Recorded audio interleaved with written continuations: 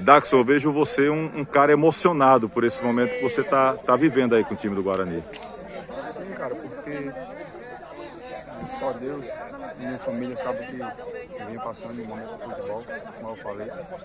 Eu vou para parar já.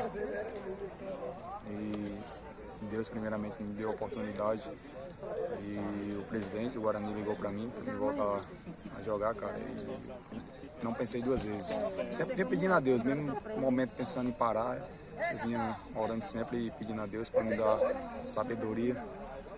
E ele me deu mais uma oportunidade. E hoje, graças a Deus, estou voltando a jogar, marcar gols, que é o mais importante, mas ressaltar primeiramente o nome de Deus, ao professor Lamar por ter me dado a oportunidade e a todos o grupo, todos, sem exceção de nenhum, porque sem eles nada disso estava acontecendo. 2 jogos, 6 gols marcados, artilheiro da Série C do Campeonato Cearense. Sei lá de Missão Velha, andou conversando com o Olávio, Daxson? Sou de Missão Velha. O Olávio é um espelho, não só para mim, para todos lá de Missão Velha, né? Um cara muito experiente, muito resenha, parceirão meu mesmo, amigo. Só tenho a agradecer a Deus, cara. Acho que Deus é o nome de tudo isso que vem acontecendo na minha vida.